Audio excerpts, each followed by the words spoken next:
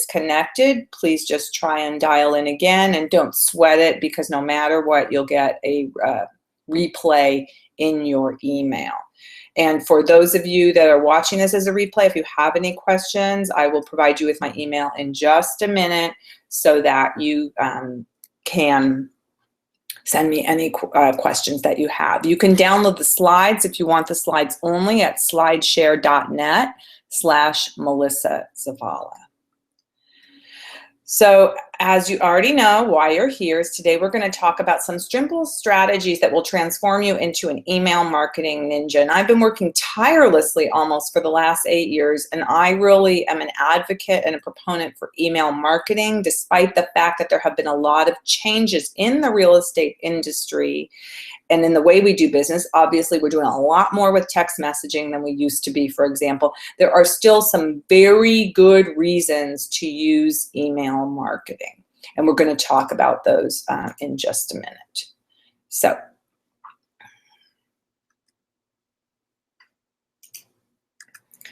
So today, here's what we're going to do. I'm going to talk about the anatomy of the new email newsletter and drip campaign system, some simple strategies for engaging prospects and clients and referral partners in your emails. I'm going to give you at least five tricks that you won't believe you didn't already know for email marketing. And I'm going to give you some ideas about how to create an email master plan for staying top of mind with clients and prospects. And we're going to talk about some best practices for creating dynamic email newsletter content. And then I'm going to give you the names of lots of products that can help you enhance your online productivity. Feel free to ask me questions and answers throughout. If I don't get to your questions, I will address them at the end or privately via email. So thank you for your patience. As I'm on here by myself, if there is a silence, it's probably because I'm reading a question, and that's, I maybe can walk and chew gum at the same time, but possibly not read, respond, and continue the presentation. So thank you for your patience with that. So for those of you that don't know me, my name is Melissa Zavala. I'm a broker, author, and trainer, and I live in San Diego County. And my email, if you're watching this as a replay, or for those of you that might think of something later or want to chat about something later, is info@melissazavala.com. And you can get a bunch of freebies on my website, or melissazavala.com, or read some tips and tools about real estate and how to be successful at real estate there. And my articles, you can read any of my articles. I'm a contributor for The Real Daily, and I've got some products, different support products for real estate professionals, books on Amazon. And so you can check those out there. Before we jump in, let's really have a look at email marketing. So the U.S. consumer and email. 87% of the population of the United States has internet at home. So obviously lots of people are on internet. And 95% of U.S. consumers use email. But even more interesting than that, because we kind of think, especially with the Gen X and Gen Y, and even we do a lot with text messaging now for our business. And that is definitely where things are heading, but there are many, many benefits of email marketing, knowing that 95% of U.S. consumers, and that includes baby boomers and empty nesters and the lost generation, people in their 70s and 80s are on email. And I looked it up before we got on the call, I think a couple of days ago. What are they doing? Well, they're searching on email. They're searching a lot related to health issues, but they're using it to send the internet, and then they're using it to send and receive email and communicate with relatives and friends, a little bit less in social media. So if you want to target these older adults and you want to use the internet, email would definitely be the way to go there. So 95% of people who opt in say the email they receive is very useful. So if you know that, so that's people who opt in. So I'm going to talk in a little bit about, what that means to opt in, why you want to really focus on the people that opt in, that want to be on your list. But just remember, that means that if people have selected to receive your email, chances are they're going to appreciate it and read it. So those are the people that you want to be focusing your business on. 70% of consumers always open emails from their favorite company. So wouldn't we like to be their favorite company, right? Their favorite person.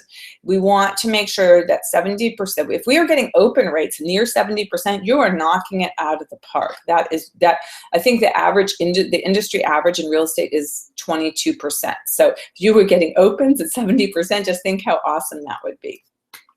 And 72% of consumers say they prefer to use email over other sources of communication. So again, this will be the third time I'll say that, despite the fact that you may be using text messaging and all these things, don't discredit email as a way to communicate with prospects, home buyers, home sellers, past clients, referral network, anyone that could help you cement a real estate transaction. Okay. However, it's very hard in 2016, even harder, but to get people to pay attention. The average attention span, according to the study in 2000, was 12 seconds.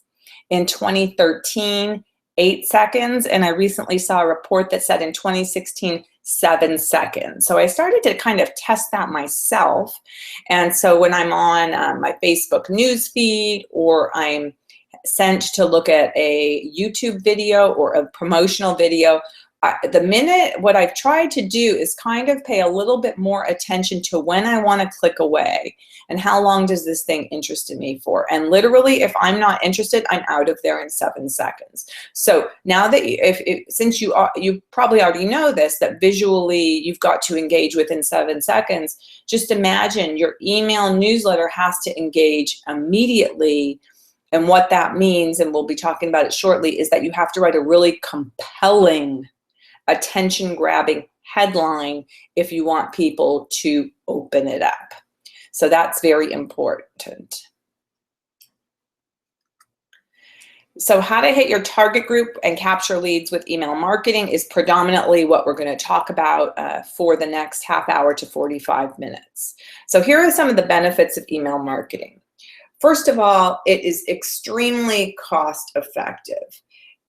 It costs less than 1 cent per email, and it's sometimes even free depending upon the kind of account that you have and the company that you have that account with.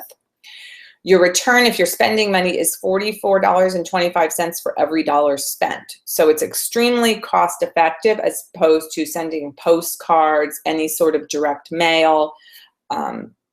And that's very, very good, right? If we want to, if we're on a budget. It saves time. You can communicate with hundreds or thousands of people in seconds. So one email can be sent to 200 or 2,000 people. So how efficient is that for getting your message out there?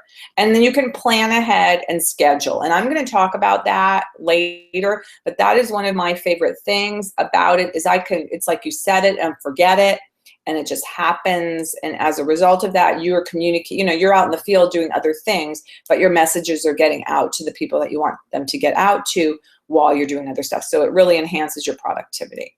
And it increases your visibility. So you stay top of mind with everyone you meet.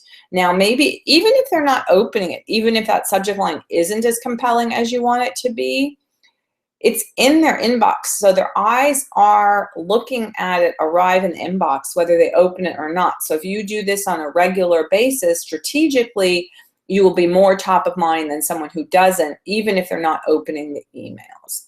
And it, of course, adds another effective communication channel in your ability to keep in contact with, anyone in your sphere, past clients, things like that. And of course, it is an excellent way to drive traffic to your website if you have a website. So you can get more traffic to your website if you've got, and I'll give you some ideas about that, but if you've got like a blog and you write a blog article and you want to put a little bit about your article in your newsletter, then you can put a link, click here to read more, and they'll go to your website. So it definitely will drive traffic to your website. You can add buttons for searching for homes, getting market valuation, all that stuff, which would also drive traffic to your website or your landing page, however you want to capture that information. But it can definitely kind of complete the circle on your marketing activities. Increase your followers on social media. So if you've got some social share buttons on your email newsletter where people can share them on their Facebook, their Twitter, their Instagram, their Pinterest, wherever, then you can probably, increase your followers that way. And so you can also stay connected with your current sphere by having, the social media connection buttons. So if they click to your Facebook page, they can like your page, things like that. So it really helps you to enhance the communication that you already have and increase it as well. So other great benefits. And it helps you to identify top prospects, home buyers and sellers, because of the robust analytics, which I will talk about towards the end of the presentation, and social media info and increased data. So for example, the robust analytics, you can actually see who opens it, how many times they open it, what they click on, stuff like that. And so if you're checking that, every time you send an email, if you have time to do that, and you say, oh my gosh, this person opened my email 6 times. Hey, maybe I should reach out to that person. What article are they reading that I'm clicking them over to? And, then you can you have some information, kind of like you've done your recon. And then social media info and increased data. So some of these products that I'm going to mention to you will actually, for example, if they have the email of the person that clicked, they can actually tell you that they can go into cyberspace and find out their LinkedIn, their Twitter, their Facebook. So you can use that in order to make those social media connections if you want to be more top of mind with those folks that are engaging with your email content.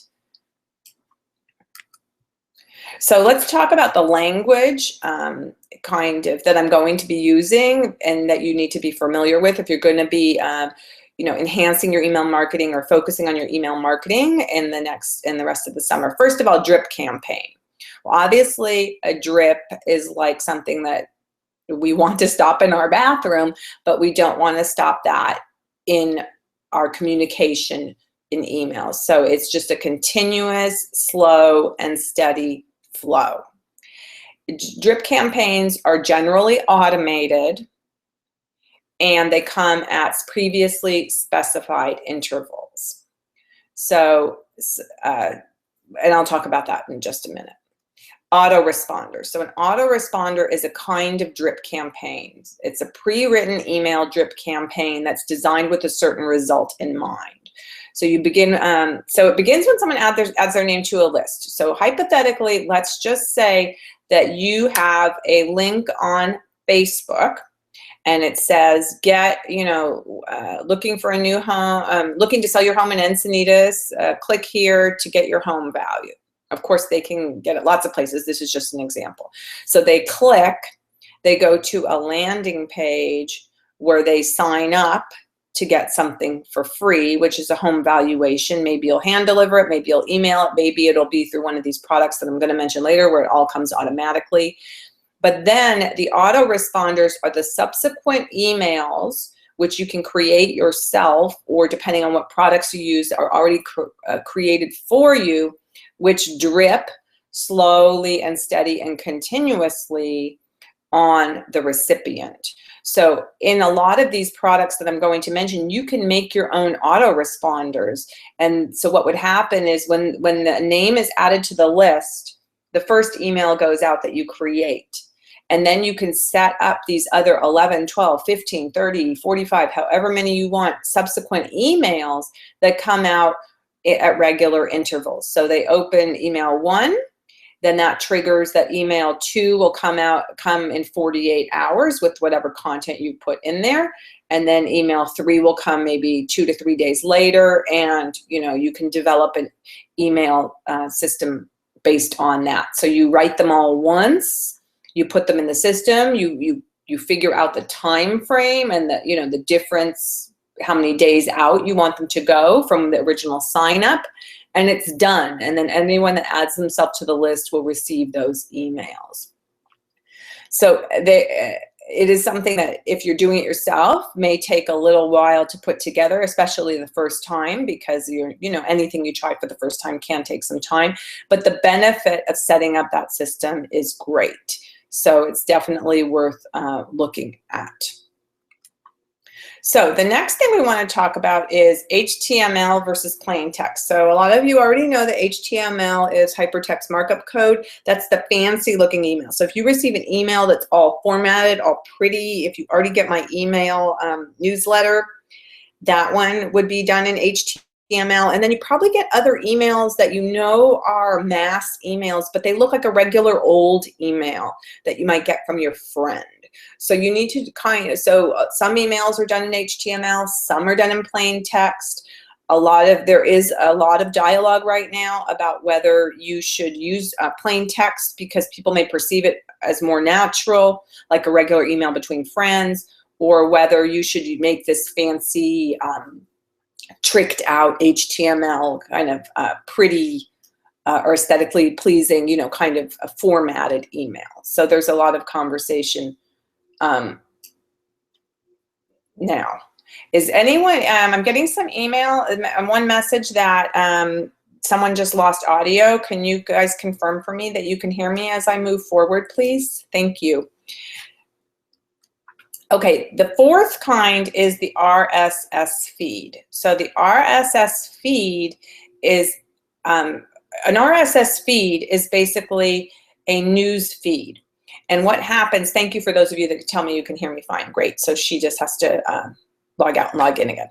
So an RSS feed is basically like news medium like CNN, MSNBC, and even your WordPress site, if you have a blog site, creates this RSS feed.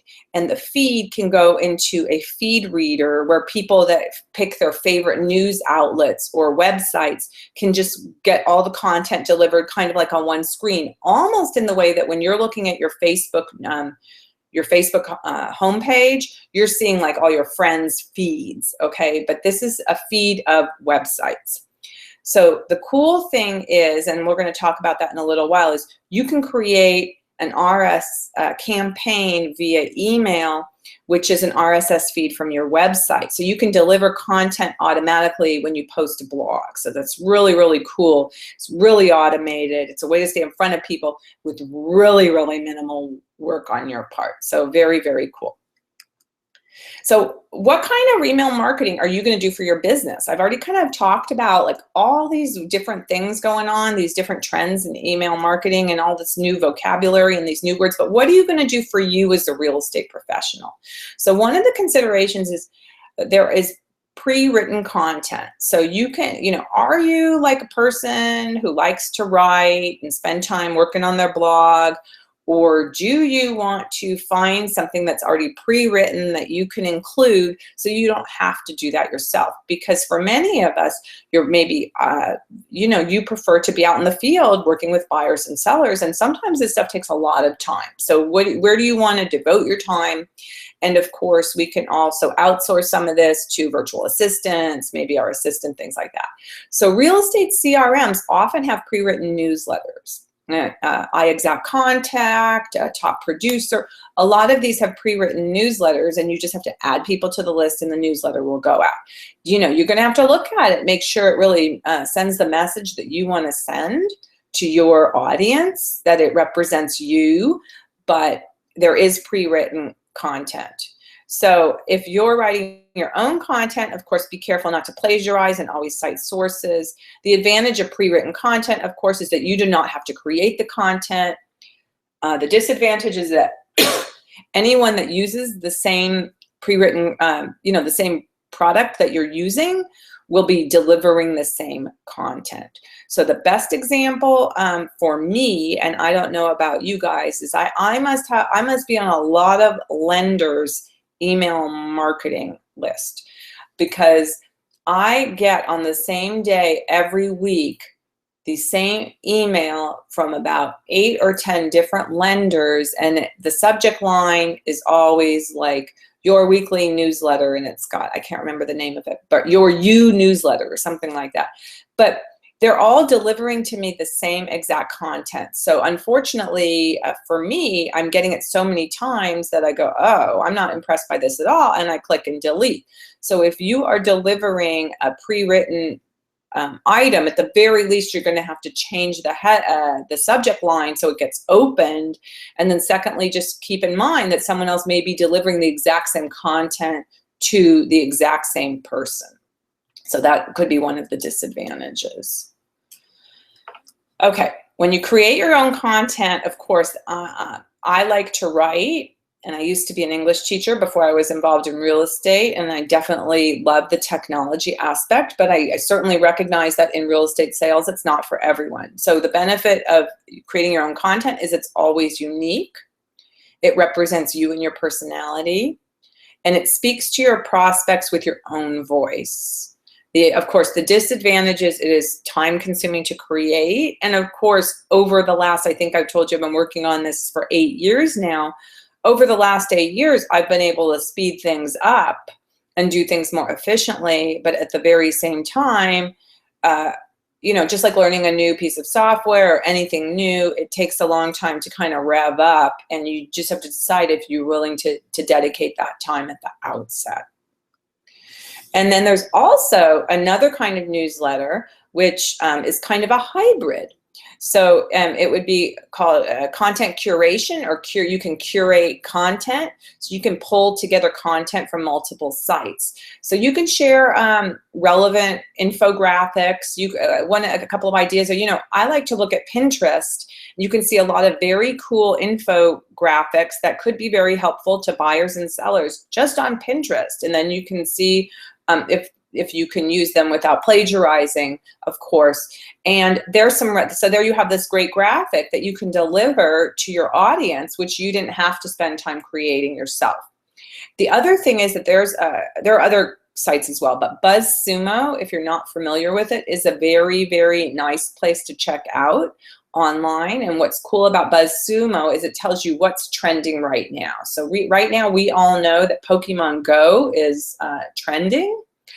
And so if you know that that's trending, it might be a clue to you that maybe I should write some content about Pokemon Go. Since it's a trendy thing, it might have more appeal to my audience. Or it might not, but that's just an example. Other things that I've seen trending before, there was a very cool article about how if you live near a Starbucks, your home value might be higher. So that was kind of an interesting and engaging article. Or try and connect with some stuff going on without being too political or too religious, just very kind of middle of the road so you don't alienate anyone, using current, you know, content you can gather from other places. Oftentimes when I'm in my Facebook news feed, on the left-hand side, if you've not done this, well, you can right-click on, if you see an article that's interesting to you on your news feed, and on the right-hand side of the article, there's like an inverted triangle, like a carrot, and if you click on it, then you can, or right-click on it, or click on it, you can save the link or save the video. Then on the left on the home page, you'll see all your saved stuff. So if I save something, I can go back and look at it later. I'm like, oh, great idea for an article, or great idea for something for my email newsletter. So I'm essentially saving potential content for when I want to curate content. And of course, an advantage is it's unique. It's not yours, but what you're doing is you're pulling together things that you think are interesting for your audience to deliver, and it will be your own thing, that you like, your own collage or montage when you deliver it.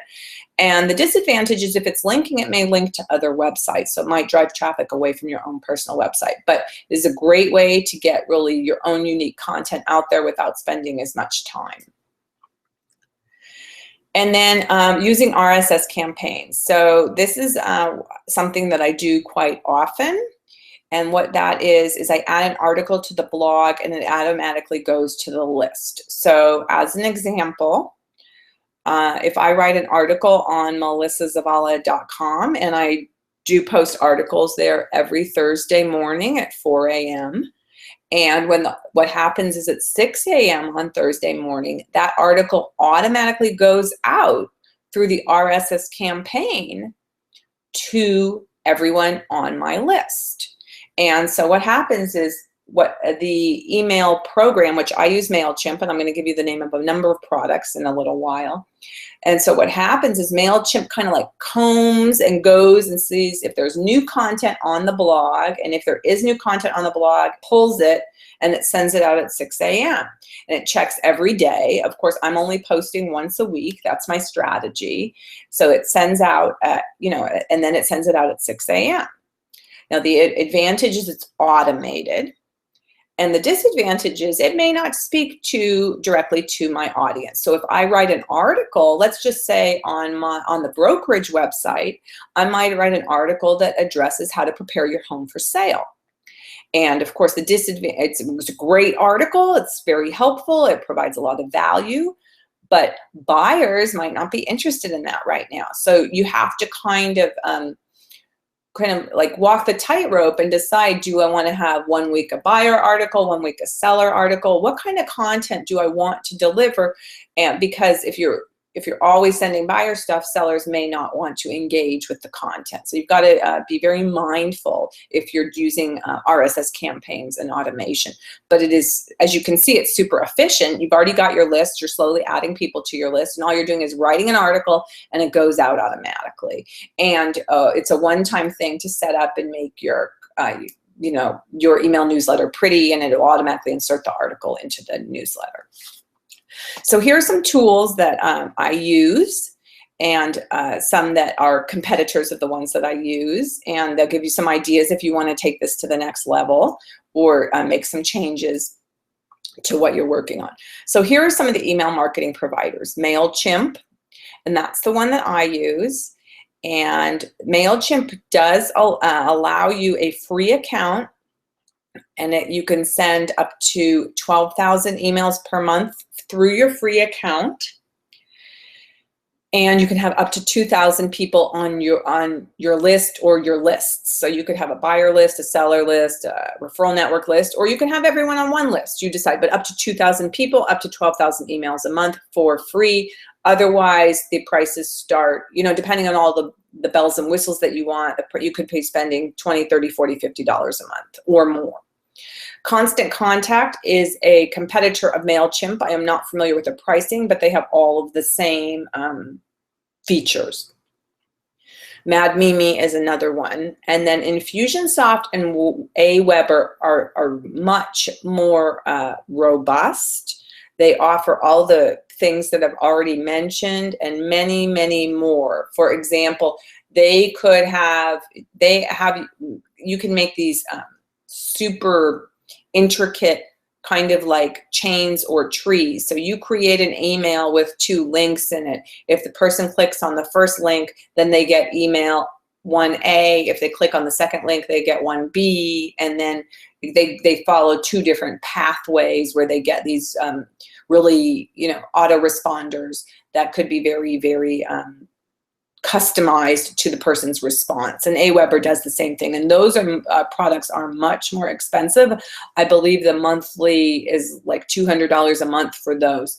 So if you're a novice with email marketing, then you may want to start with one of these things, the free products, just to get your feet wet, and then kind of see if you're successful with it, if you enjoy it, before moving to the next level.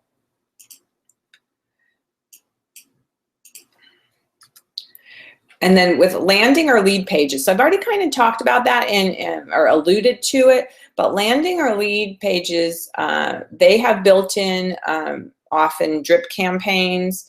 So home value leads is one, and there's another one called bold leads. There are a few actually. And those companies, what they do is they create a landing page for you. And those are for seller leads. So if you're looking for listing leads, then you could market it on Facebook, for example. Someone clicks on it, they get their home valuation, kind of like a neighborhood home valuation, more, not a very, obviously you haven't seen the home, so you couldn't give a super exact one. And then they get dripped on through these automated autoresponders that were already created by these companies. You can actually do your own thing with companies like Instapage, Unbounce, or GetResponse, where you create a landing page offering something, and then what happens is it's all automated. So So they sign up, the recipient signs up for something, and then they get added to your email marketing list. And then you can send them newsletters, you can create that autoresponder drip campaign, you can handle that in any way that you want. So it's not uncommon to offer an item of value to your target market. So who is your target market? If it's sellers, it could be a little ebook on how to prepare your home for sale, in addition to home valuations, which are very good. Some other thing that they're going to find interesting. If it's buyers, it could be an ebook about all the different kinds of loans that are available. You know, how they can buy a home with very little money down. Why? You know, it could even just be a single page infographic. But your goal is to collect the email so that you can stay in front of these people and continue communication with them. The average person using the internet for home buying or home selling, they just start very slow, and they don't convert till about 12 to 24 months later. So that being said, you know, you've got to really stick with it for a long time if you expect to convert in that way. So real estate CRMs with built-in email templates, Top Producer and iExact Content are two, and they've got those built-in email newsletters, and all you do is add people to the list and it'll automatically send out their email newsletter. Then there are these other products called Pipeline ROI and Follow Up Boss.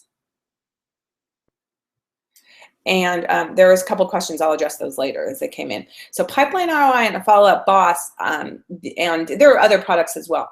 These are kind of like a CRM where you can push stuff in from multiple sources. So if you are paying for Zillow or Trulia or pay-per-click leads, or if you've got multiple websites where people will land on them and put in their email address, there's a system built into Follow Up Boss and Pipeline ROI, which will go out to the internet to all the places where you're trying to find leads. So like I said, like Zillow, Trulia, and it will take your leads as you get them. And the minute that you get them, they will be in the back end of Follow Up Boss or Pipeline ROI or any of these other products. And then you have all your leads from all over the internet in one place.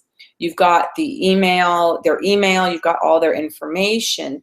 And then those two products do have a lot of built-in email templates that you can click on. They have the ability, if you get a good phone number, to do mass text messaging, all sorts of stuff. But they've got the built-in email templates for single emails and some drip campaigns. And they've also got that cool feature of collecting all of your leads that you have if you're using Realbird, like I said, Zillow, Trulia, pay-per-click advertising.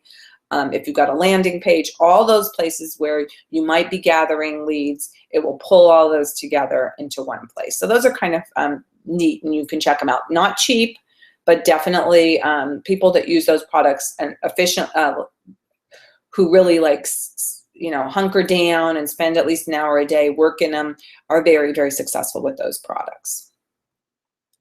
So email address collection is very important. All right, first thing I want to point out, which is not on here, but I'm going to mention, it will be on my review slide later on, is I want you to remember that just because you have 1,000 fans on your Facebook business page, I mean, that's great. You have a large audience, but if something happens to Facebook tomorrow, you have lost that audience. So you need to be very strategic and mindful and figure out a way to get the email addresses of every single follower that you have on Facebook, Instagram, Twitter, wherever you are, because you do not own those sites. So you have no control over. I saw an email from one of my Facebook friends who said that her husband maybe said something, I don't know what he said, on Facebook, and then they turned him off for 24 hours or 48 hours. He's not allowed to post or comment. So just remember, they have that control over you because you don't own the product. So you need to find a way to collect your email addresses because those are yours and you own them. So if Facebook and Instagram and Twitter are gone tomorrow, I don't think that they will be, but you will still have your email list and you can continue marketing. So the best ways to collect email is if people sign up for a landing page, they automatically get added to the list. So those landing pages, when you set them up, have like a back end thing that you would, a system in a setting where you would just put in the email address for your MailChimp or your Constant Contact, and they'll just go into the list. Now, of course, you can manually add. So if I go to do a speaking engagement at the California Association of Realtors, or I'm going to Women's Council of Realtors in a couple of weeks, if at the end I'll do a giveaway, I'll collect business cards, and I will manually add all those people to my list. So you know, as you go out in the field, you know, while it's great to give out your card, love giving out your card, try and collect their information as well. Always try and collect their card, even if you don't have yours handy. And then you can also consider automation products such as Zapier and IFTTT, which stands for If This Then That. So those products, which you can use for free for just a few number of recipes or zaps, you can actually program it. So if someone, let's see, if someone sends me an email and I put this label on it or add it to this folder, then it will automatically, that email address will automatically be added to my MailChimp list. So you create these little automated activities that happen behind the scenes so that people are automatically added to your list. So you can think about what those might be for you and your activities in order to try and automate as much of this email address collection as possible. So as far as creating an email master plan, you have to, first thing, and we kind of talked about this already, you have to select an email style. Am I going to do pre-written template, or am I going to create my own? And if I'm going to create my own, am I going to curate content, or am I going to write my own original content? Is it going to be HTML versus plain text? So remember what we talked about. Is it going to be this pretty formatted newsletter thing, or is it going to be plain text? The advantage of plain text is that your recipient may feel that it was just an email between friends, and so that may encourage a response. For those of you that do receive my emails, I am using HTML for most of my emails, and I do have a very high open rate, and I'll talk about why that is in a little while. And no matter what, you're definitely going to want to have consistent branding. So in addition, you're going to want to have your same banner, you know, on your website, at the top of your HTML email, on your Facebook page. You're going to want to try and use your same profile picture where you can, so that across all of your branding, you're looking consistent. You really come across as very professional and kind of a well-oiled machine when you do that. And then you need to set your email schedule. So which day of week is best for opens? What time of day is best for opens? When will I prepare my email? And can I be consistent with my schedule? So the last one, can I be consistent? Well, that's totally you. I can't, you know, I've seen so many people's blogs where they start up the blog, they make it all pretty, and then I click to another page and they haven't even never finished the text, and their last blog post is from 2013. So you know, can you be consistent? You've got to be real with yourself.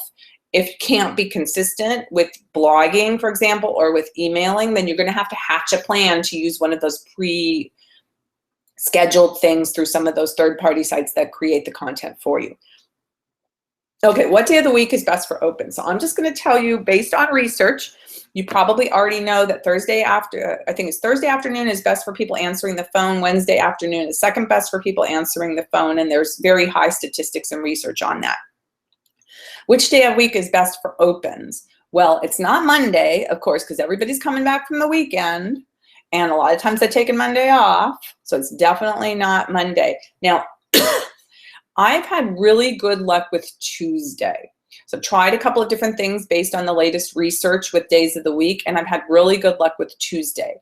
And what time of day is best? Well, one article that I read said that the afternoon is best, because if you're like me, you've got 50 new emails or 100 new emails in your inbox in the morning. And so what they were suggesting is after lunch might be a good time. I tried that for a period of months, and I still found that the morning was better for me and my audience. So I'm sticking with Tuesday mornings.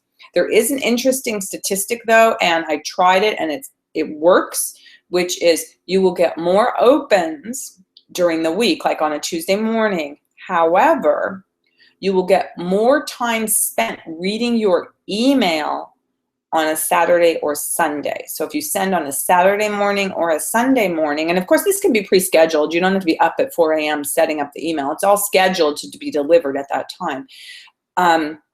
Then what will happen is people on Saturday or Sunday, if they're checking their email, less people are going to check it, less people are going to open it, but those that do have more time to spend because they're not being pulled to the office, to their appointments, things like that.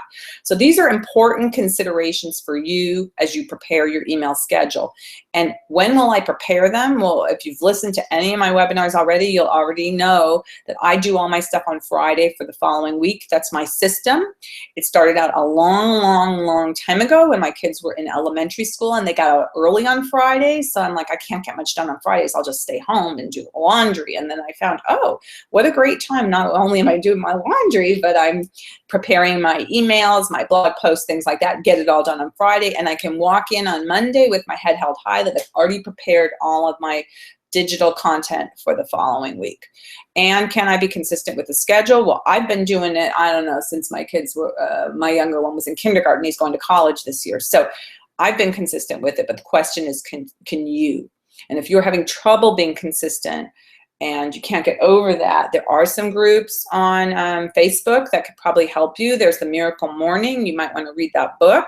There's also the Miracle Morning for real estate agents. And then there's some Facebook communities about Miracle Morning where people are really focused on hunkering down, getting their activities done, and just getting a jump start on their life. So those might help you as well.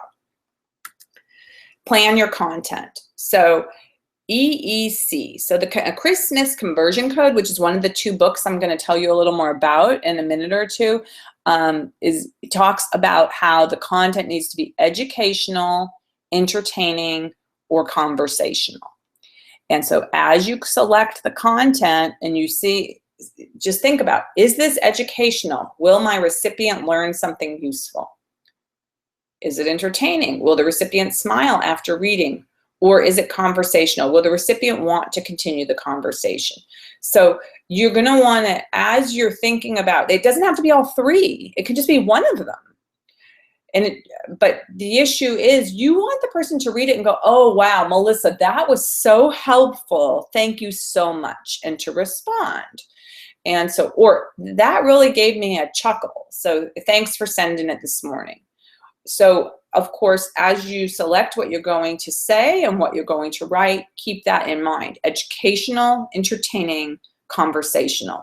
If it's none of the above, then you better move on. But be very mindful of your audience and what is going to help them or be useful to them. What are they going to want to read?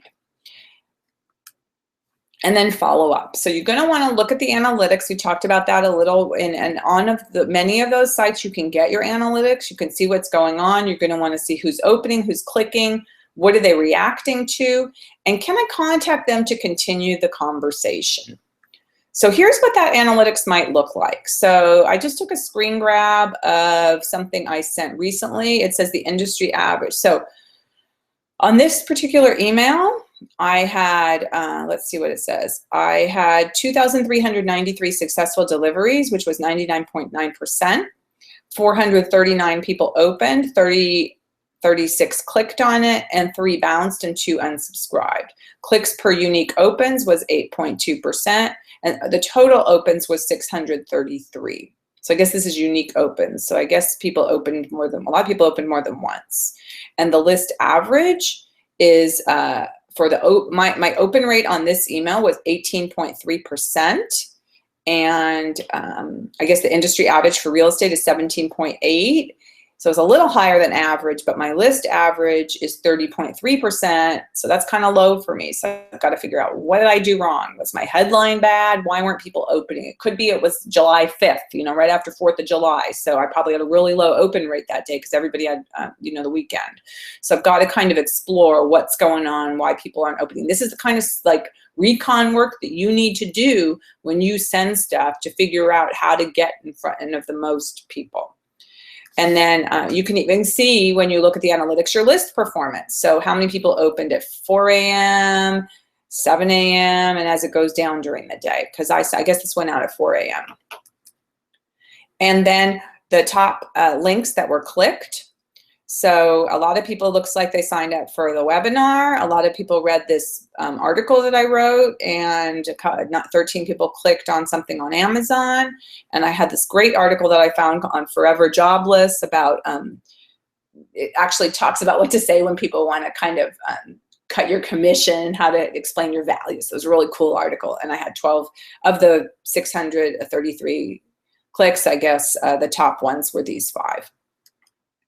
And then, okay, so the other thing I wanted to show you here is the subscribers with the most opens. Now, I didn't put that in, but it will show you who opened it the most. And those are the people that you may want to be reaching out to because they're very engaged in your content. They probably clicked, things like that. So you want to definitely look at that. So here are a couple of ideas for how to improve your emails as we get, we're kind of starting to wind down in the next 5 or 10 minutes. First of all, you've got to remove the smell of spam. You want it to feel natural and not like very canned. So one of the things is just keep in mind, and you can pay attention as people send you stuff. If it says view this email in your browser at the top, if you're creating your own, try and delete that thing. Because what happens, especially if you use Gmail and some of these other email programs, next to the subject line, you see the beginning of the content of the email. And if you've got a little preview of the content, this is what people are going to see in the preview. They're going to see where it says this week's happenings at Broadpoint. That's the next thing they're going to see. And then they might see view this email in your browser, and you definitely don't want them to see that. Oftentimes, especially with people that use MailChimp, it says something like insert preview content here, and people don't change it. So what am I getting? I'm getting an email from Big Bird, and it says, you know, check out the latest blah, blah, blah in the subject line. And then the next thing I see is insert email content here. So you've got to be really mindful to change that. So email real prospects only, delete standardized templated text, as I just pointed out, and be conversational and light, because remember, we want to be able to get people to respond. And spend a lot of time on your headlines. More than anything else, your subject line or your headline is what is remember, you have a video 7 seconds before people turn away. You have less than that when it's among the 100 emails in your inbox. So make sure your subject line gets attention, evokes emotion. And there is a very, very interesting tool at coschedule.com/headline-analyzer, where you can actually type in your headline and it will give it a grade and make suggestions on how to improve it. And when I have time and I go over there, sometimes I'll get a B+, and then I'm like, oh, and it takes me about like a good 5 minutes to figure out how to make my B+ into an A grade headline. There's also on copyblogger.com, very nice ebook, or you can read it as an article that talks about how to get the most people to engage. They call it magnetic headlines. You can just type in Copyblogger plus magnetic headlines, excuse me, and you should be able to look at that, and it will give you all sorts of ideas about how to set up the most engaging headlines. Use really good photos. Just remember that people capture visual messages 60,000 times more quickly than text. So remember, you know, that's why people love Instagram. It's all photos. That's why people will engage on your Facebook if you put in a lot of photos of your latest listing. So just remember to use a lot of really vibrant photos and a little bit less text in your emails in order to get things more engaging. And so what I'm using now for editing my photos is canva.com, which is free, and ribbit.com. So both of those are free tools. You probably need to create an account, but they're free, and you can edit your pictures. You can put text on top of pictures. You can add the filters. You can resize them. You can do all of that stuff to make them look really, really good. And Canva even has the coolest like templates of like how you pick one where you want to put text on top of an image, and it's all pre-formatted, and you just insert your photo. It's very cool. And then share on social media. So you definitely, as I kind of talked about before, you want to add social sharing buttons. You want to boost posts and share your content. So even though you're sending an email newsletter, they all have a link on the internet. And so since they have a link on the internet, you can actually share that on your business page. So that's really a nice way to boost. And then of course you've got shared content buttons. That will increase page likes, traffic to your website, social interaction, your exposure, and your visibility. Yeah, thank you. Someone just reminded me that PicMonkey is also really good for editing pics. Yeah, thank you. That is a great one that I've used a lot as well. So you've really got to take control of your email marketing, because that means you're taking control of your business. You know, it's very, you could say this 100, you know, we juggle so many different balls at the same time. We spin so many different plates. But if you can like earmark time to do this email marketing thing once a week, is kind of like using some of the habits that I've discussed and some of the systems I've discussed, then, you know, if all else fails, if you had a stinky week, if you didn't meet that many new buyer and seller prospects, at least you're regularly marketing to your list, regularly, and that will convert over time. Then you won't see someone at the supermarket that says, are you still in the real estate business? If you see them and they say that, that means they're not on your list. You got to get their email and get them on your list. So it really means taking control of your business.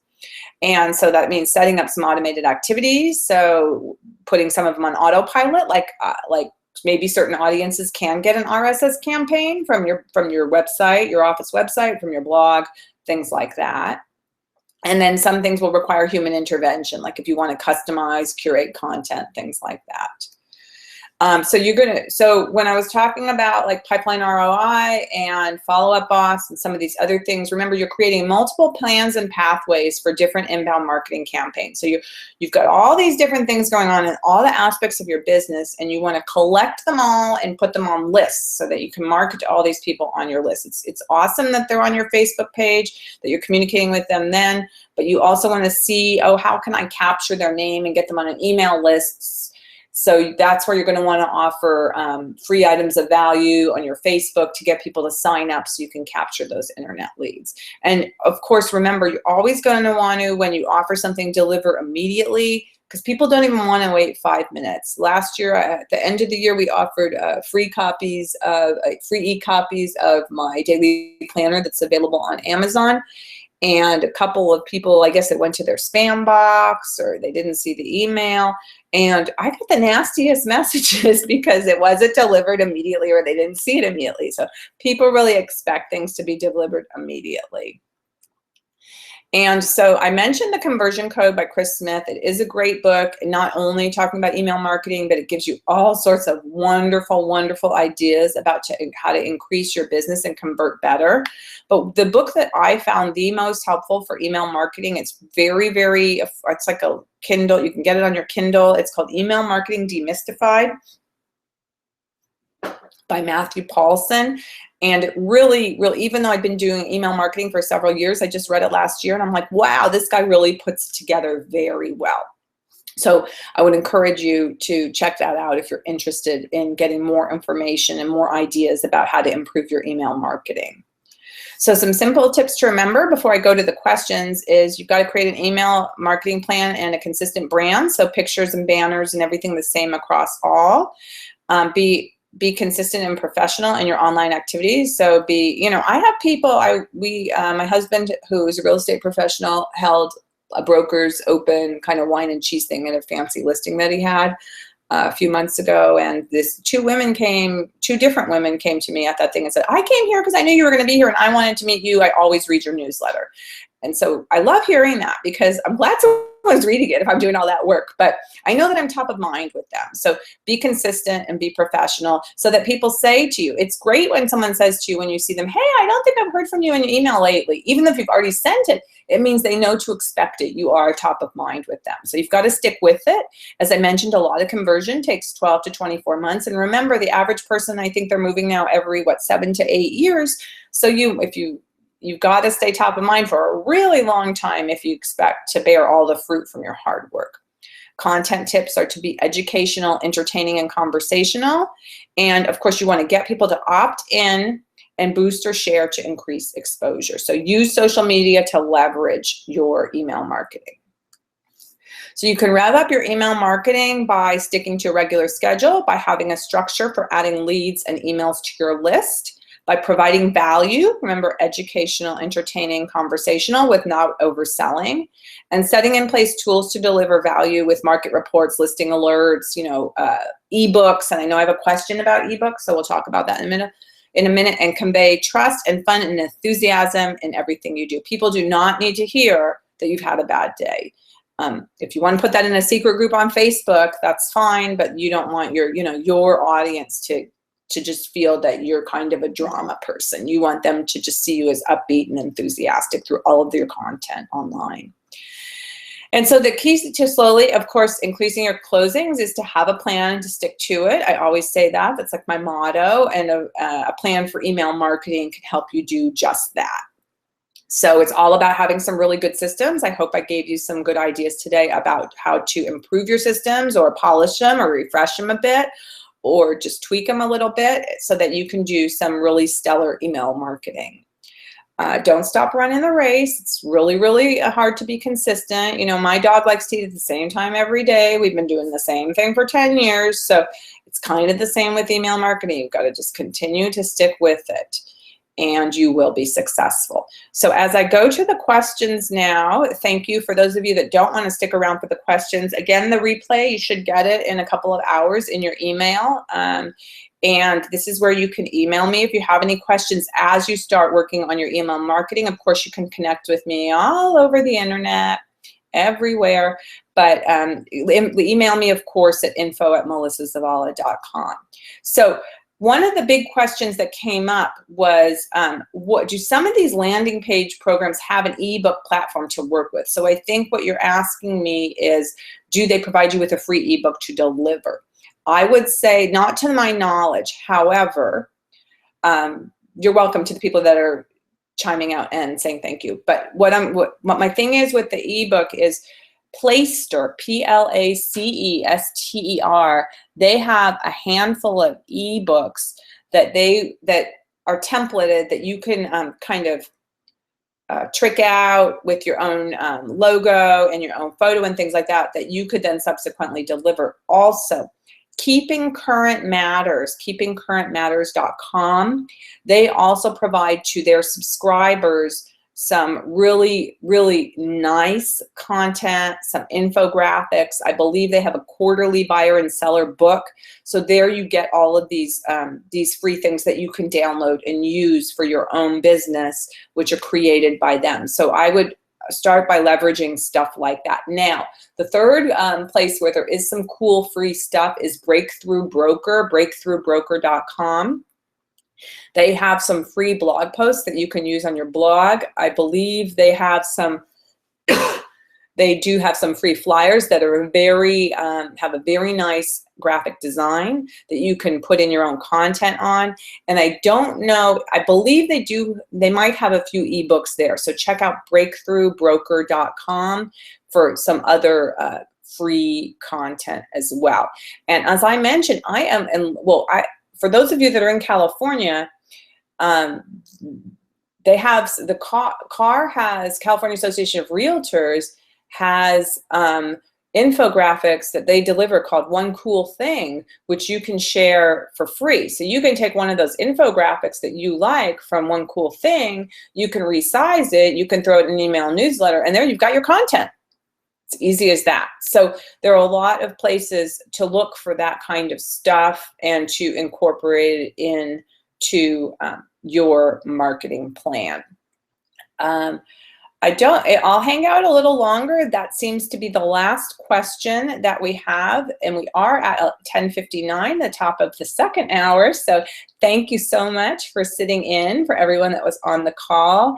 And I wish you much success in not only staying cool this summer, but getting a lot of deals into the pipeline and also in your email marketing this season. So thanks again to everyone. And again, I'll hang out in case there's a few last minute questions, but we'll just be silent. And best wishes to you. Bye-bye.